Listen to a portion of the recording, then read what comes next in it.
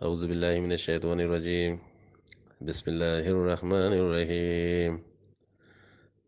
ألم تر أن الله أنزل من السماء ماء فأخرجنا به ثمرات مختلف ألوانها ومن الجبال جداد بيض وحمر مختلف ألوانها وغرابيب سود ومن الناس والدواب والأنعام مختلف ألوانه كذلك إنما يخشى الله من عباده العلماء ان اللہ عزیز غفور۔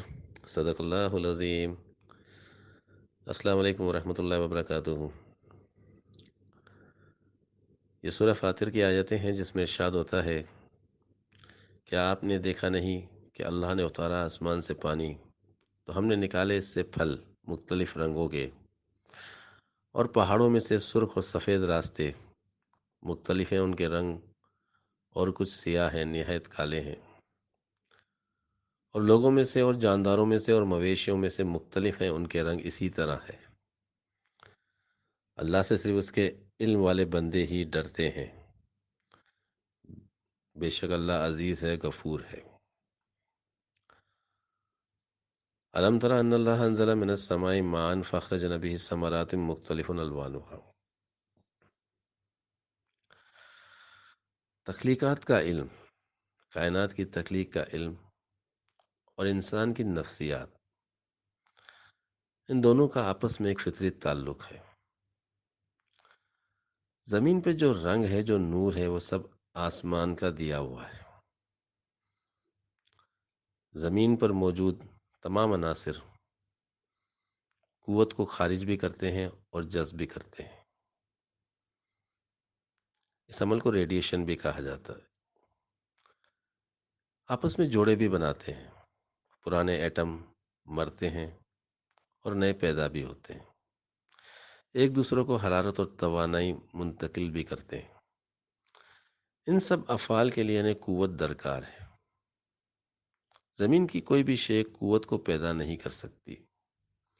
فزکس کا بھی قانون ہے کہ قوت کو نہ تخلیق کیا جا سکتا ہے نہ تباہ کیا جا سکتا ہے، اسے صرف ایک قسم سے دوسری قسم میں تبدیل کیا جا سکتا ہے۔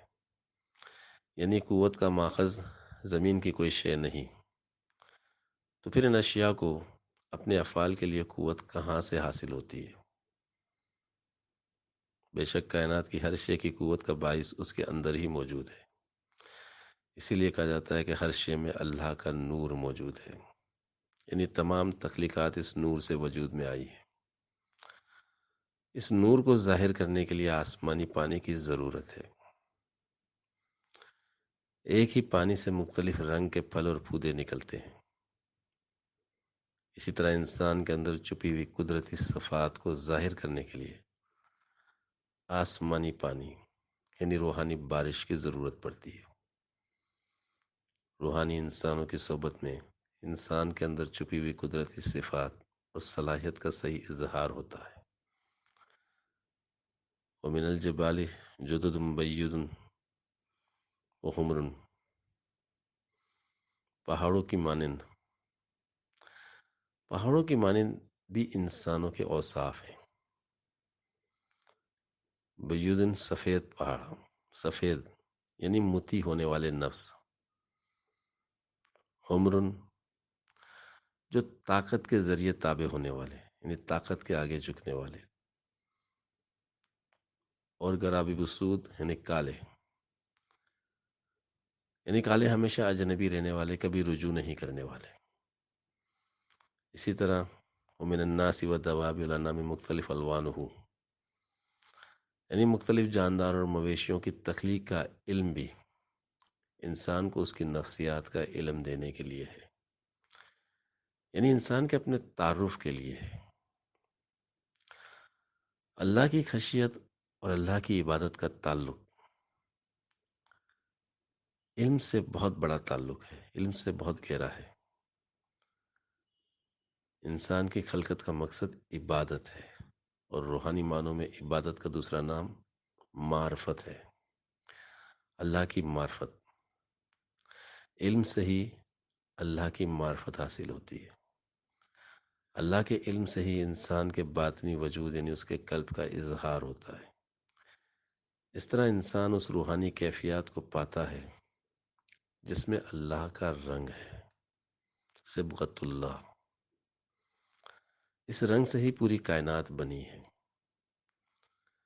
جس قدر انسان کو علم حق ہوتا جائے گا اس قدر اس کا وجود کاملیت کی طرف بڑھتا جائے گا.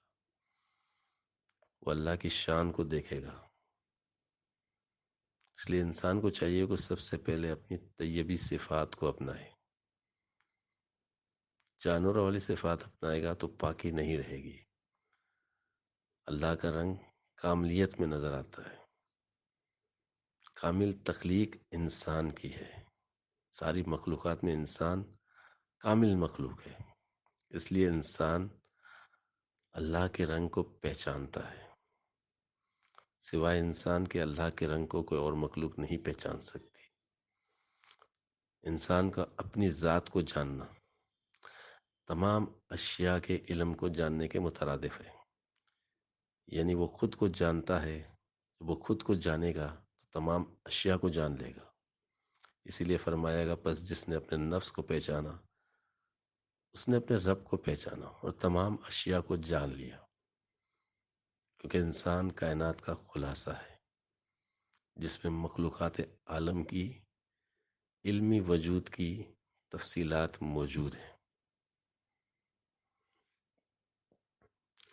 گوشت سراپا کیف عشرت ہے شراب زندگی، اشک بھی رکھتا ہے دامن میں صحاب زندگی. موج غم پہ رقص کرتا ہے حباب زندگی، ہے علم کا سورہ بھی جزو کتاب زندگی. ایک بھی پتی اگر کم ہو تو وہ گل ہی نہیں، جو خزاں نادیدہ ہو بلبل وہ بلبل ہی نہیں. وآخر دعوانا الحمدللہ رب العالمین.